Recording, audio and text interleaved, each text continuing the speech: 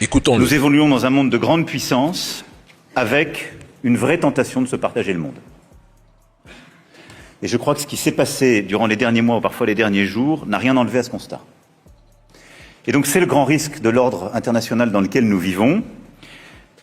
Les États-Unis sont une puissance établie mais qui se détourne progressivement de certains de ses alliés et s'affranchit de règles internationales qu'elle promouvait encore récemment. Et la Chine est une puissance toujours montante qui doit faire le choix de partenariats diversifiés mais qui témoigne d'une agressivité commerciale de plus en plus désinhibée.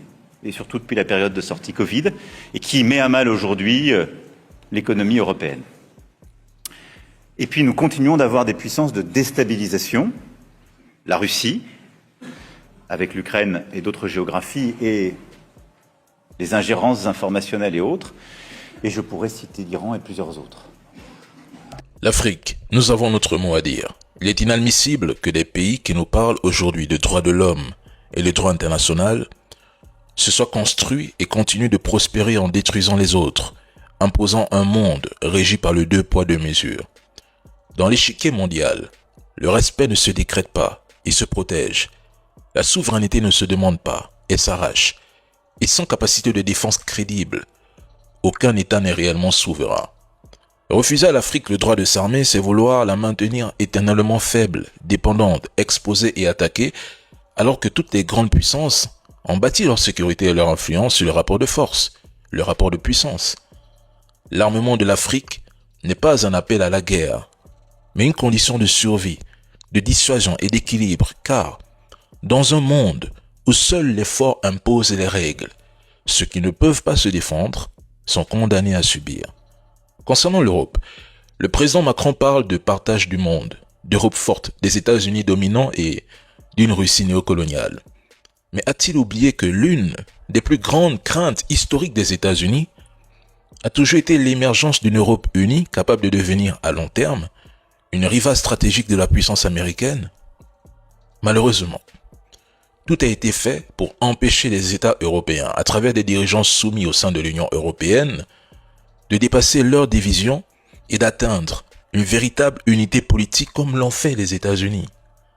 L'intégration européenne s'est transformée en outil de mise sous tutelle, faisant de l'Europe un protectorat déguisé de Washington. Résultat, l'Europe a échoué et sera marginalisée pendant des décennies. L'ancien commandant de l'armée américaine en Europe, le général Ben Hodges, déclarait que Washington considère l'Europe comme insignifiante. La personne qui l'a rappelé en 2025, en leur demandant clairement de cesser d'être des vassaux, n'était autre que le vice-président américain J.D. Vance. Mes frères, réveillez-vous. Les États-Unis considèrent que le pétrolier saisi dans l'Atlantique Nord, le Belawan, renommé Marinera, n'avait pas de pavillon, a expliqué la porte-parole de la Maison-Blanche. Et ce, alors que Moscou affirme l'avoir autorisé temporairement à naviguer sous pavillon russe. Moscou rappelle que le Marinera a obtenu le 24 décembre une autorisation provisoire de naviguer sous pavillon russe. Information disponible sur le site Le Journal Le Monde. Jeudi.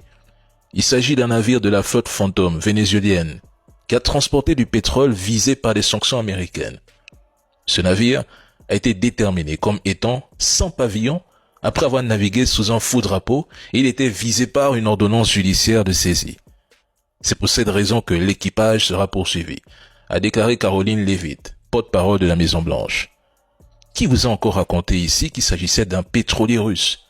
SI et BFM vous ont une fois de plus lavé le cerveau avec ce terme. Pourtant, ce que viennent de faire les États-Unis relève clairement d'un acte de piraterie.